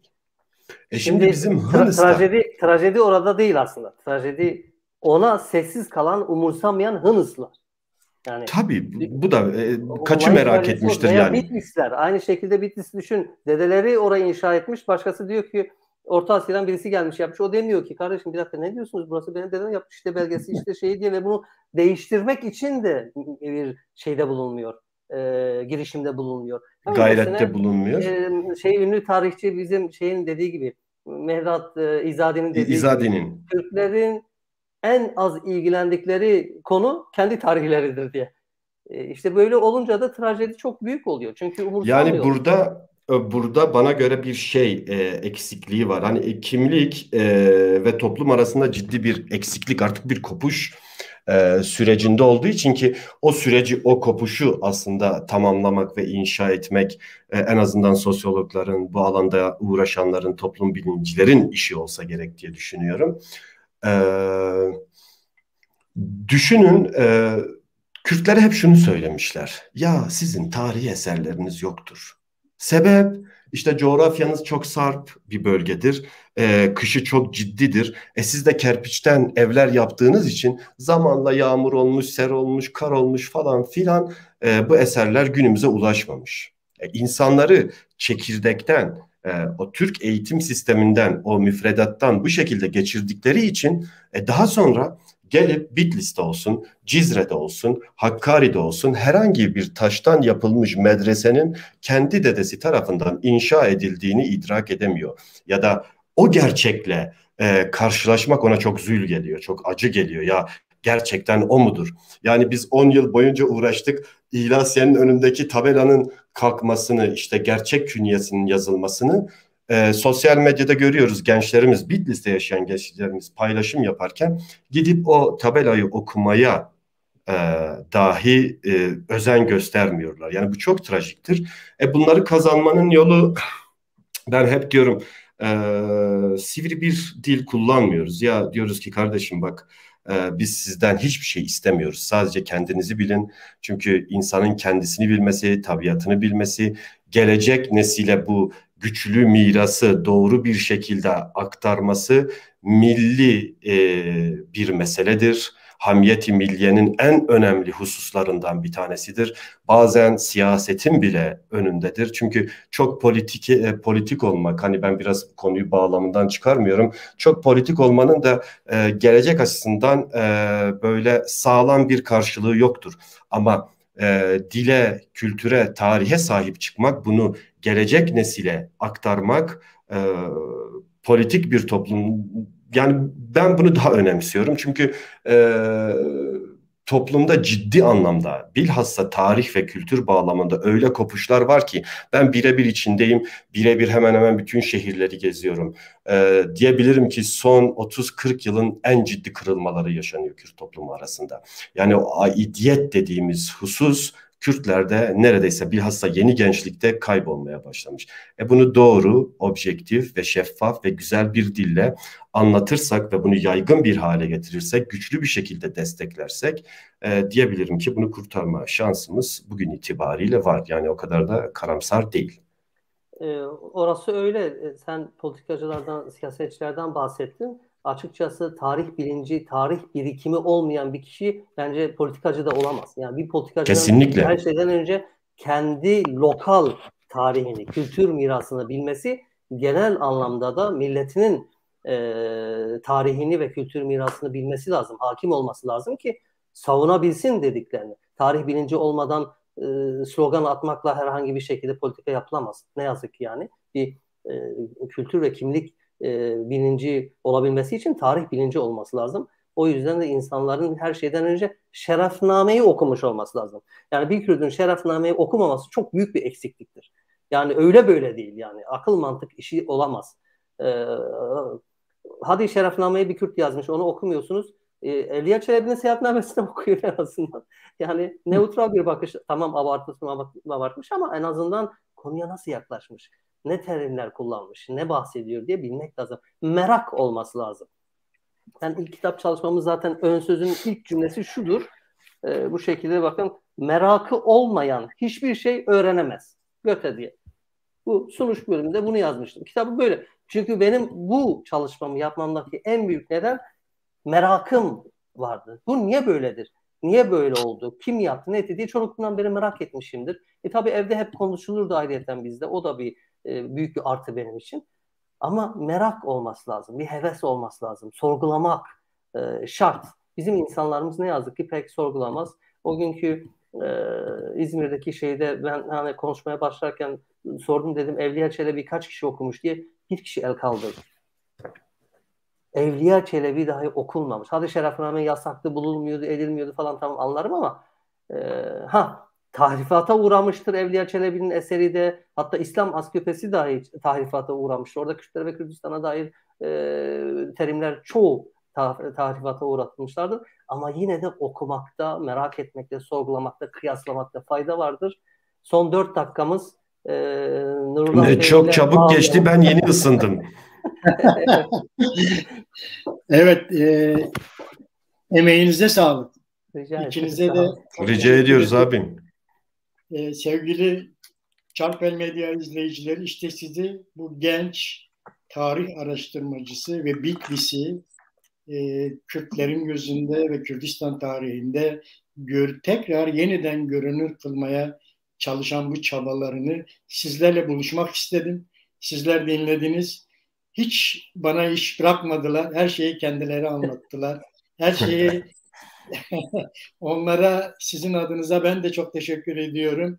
Geçtiğimiz gün bir abi şöyle dedi, Nurullah abi dedi ya, Şerefkan burada Kürt tarihini yazmış. Siz olmasaydınız çok acı olurdu. İyi ki varsınız bu şehirde. Dedim o teveccühünüz sağ olun. Evet, gerçekten benim için çok önemli oldu.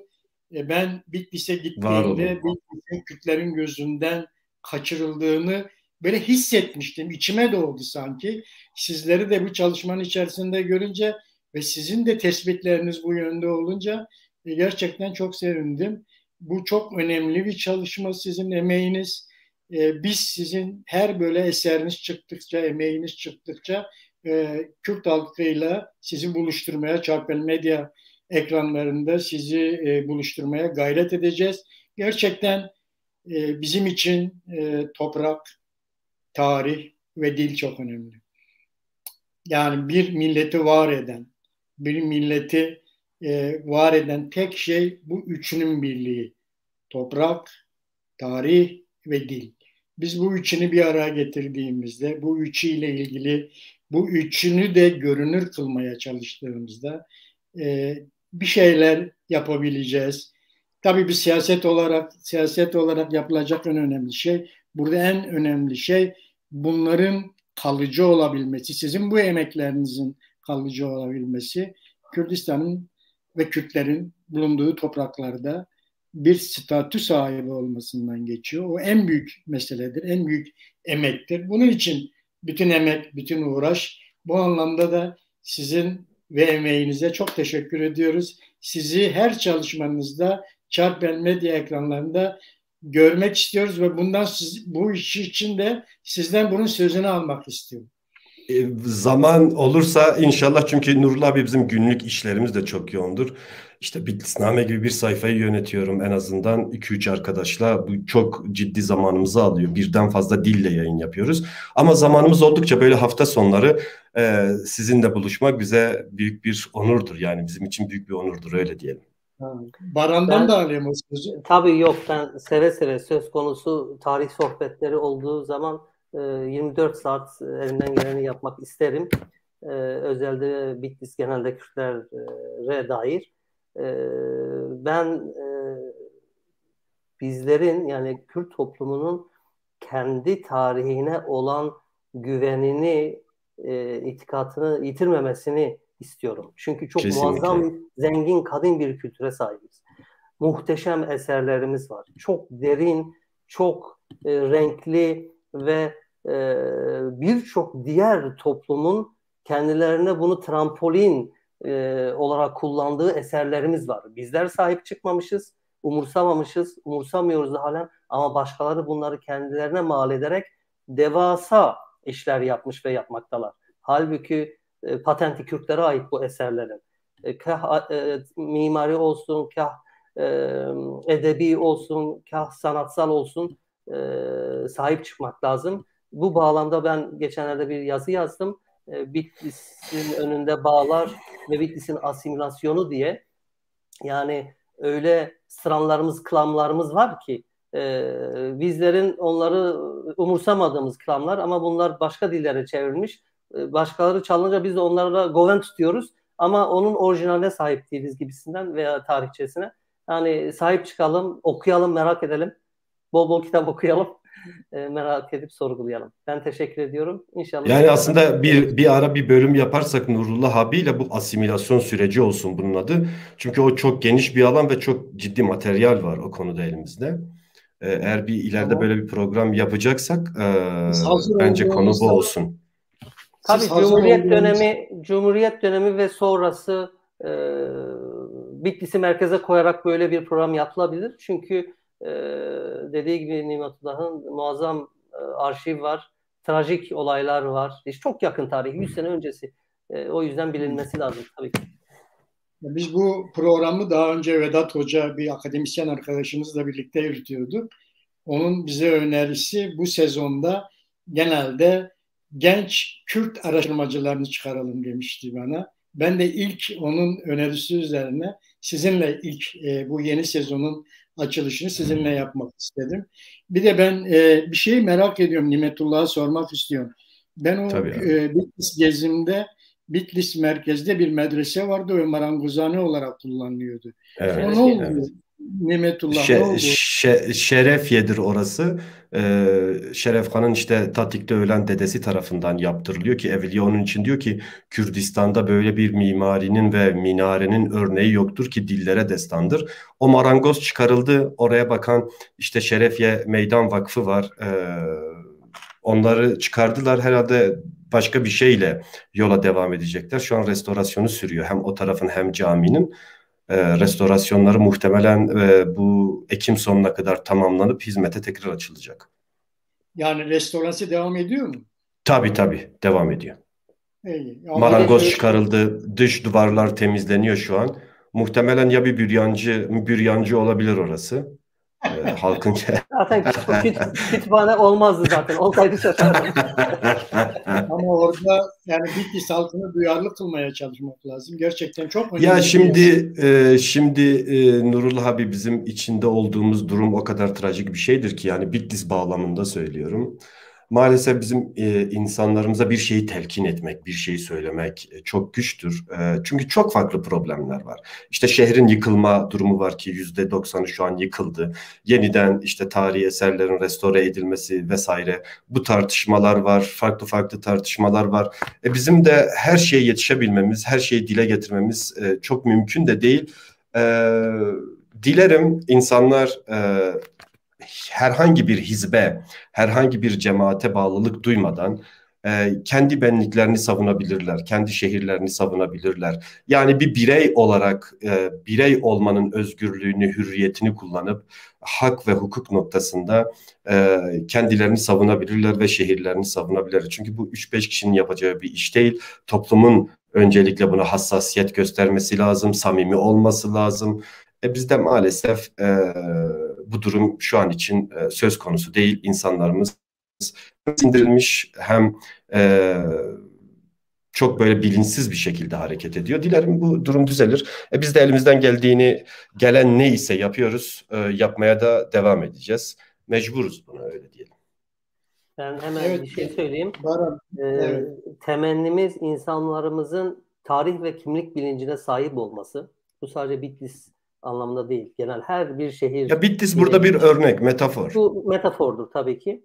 Çünkü kültür mirasına sahip çıkmayan bir toplumun tarihi de olmaz. Çünkü o kültür mirası, o şehrin mimarisi, şehrin silüetidir. Yani kimliğidir.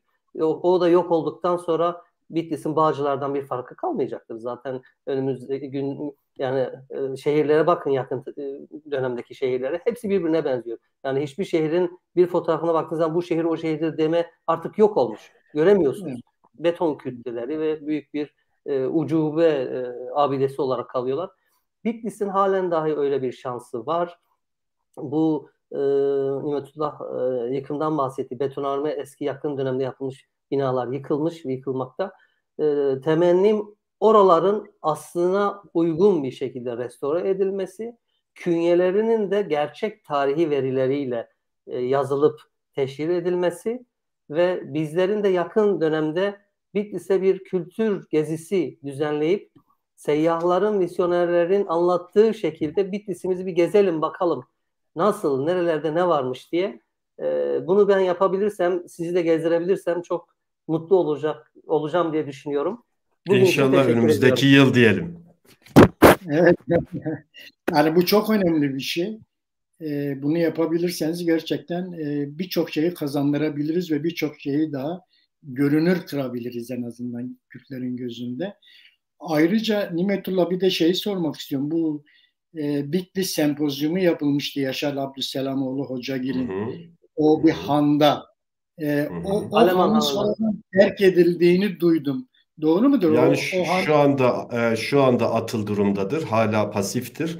Geçtiğimiz yıl dediler Selçuklu Kütüphanesi yapacağız orayı.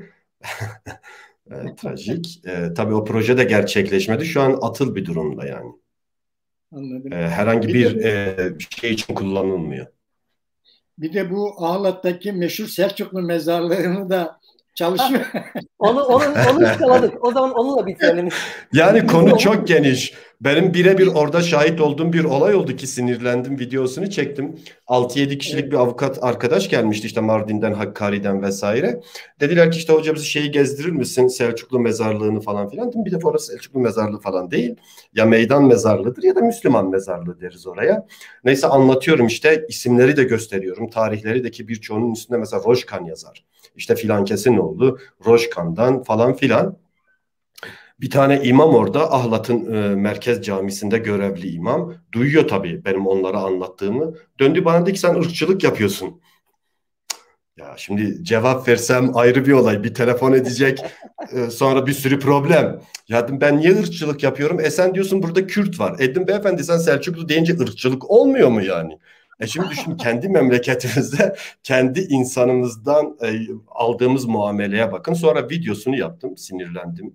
Güzel bir şekilde de anlattım. Dedim ki bakın teker teker size şu mezarlıkları gösteriyorum. Şu tarihlerde burada Selçuklular falan yoktu. Ki zaten oradaki çocuklar da konuştuğunuzda o ahlatlı çocuklar ki hepsi Kürtçe bilir vesaire derler abi hepsi buradır yani. Bakmayın Selçuklularla ilgisi falan yoktur. Bu da sadece siyasi bir söylem. Selçuklu da olabilir. Karşı da değiliz. Herhangi bir şey de olabilir. Ona da karşı değiliz. Birçok milletten insanın mezarı da olabilir. Ama bunu sadece bir söylem üzerinden geliştirmek ve bunu ideolojik, siyasi, politik bir alanda işte toplum üzerinde yaymak bana göre yanlıştır. Bu tarih bilimiyle de ilgisi yoktur. Bizim itiraz ettiğimiz odur.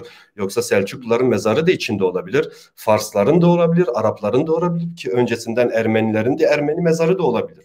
Herkesin mezarı var orada. Ama bir etnisite tabii bir etnisite üzerinden ya da bir söylem üzerinden bunu geliştirmek, inşa etmek topluma işte orası Kıbletül İslam'ına yeni bir şey de geliştirmişler. Bir söylem geliştirmişler. Böyle demek bize göre yanlıştır. Çünkü tarih bilimiyle ilgisi yok. Ve hepsine söylüyorum. Varsa deliliniz, ispatınız buyurun. Bilimsel bağlamda tartışalım. Kim kimi hangi tezde nasıl çürütecekse. Buna da gelmezler. Böyle bir ortamda da bulunmak istemezler yani. Evet. Çok teşekkür ederiz. Yeni Rica ediyoruz abi. Buluşmak üzere. Elinize, emeğinize sağlık. Yalnız Nimetullah bu arada Bitlis'le ilgili birkaç tane turist rehberi yetiştirmeyi de ihmal etmeyin. Bu çok önemli. Yani doğrudur. Oraya gelen insanlara Bitlis'in gerçek tarihini anlatacak turist rehberlerine de ihtiyacımız var. Tabii mutlaka var. Dilerim bu da gerçekleşir. Hani var, bu aralar var. Biraz ortam bazı şeylere henüz müsait değil. Bir önümüzü görelim. Yapabilecek ya da yapmamız gereken çok şey var. Biraz diyelim Türkiye şartları şu an ortam buna pek elverişli değil diyelim. Şu an en azından şu an itibariyle. Elinize emeğinize sağlık. Çok teşekkür ederim. Rica ediyoruz. Siz programı kapatmıyorsunuz. Biz programı kapatıyoruz. Tamam, Ama tamam. arasında sizinle görüşeceğiz. Yo, gördüm. Mesajı gördüm. Tamam. İzleyicilere teşekkürler. Son mesajlarınızı alayım. Kapatayım. Yani herkese dinledikleri için teşekkürler, var olsunlar. Aynen. Tüm izleyicilere zaman ayırdıkları için teşekkür ediyorum. Başka bir programda belki tekrardan görüşürüz. İyi günler. Evet, sevgili Çarpel Medya izleyicileri, programı burada kapatılıyoruz. Önümüzdeki hafta yeni programda buluşmak üzere. Herkese roj baş diyoruz.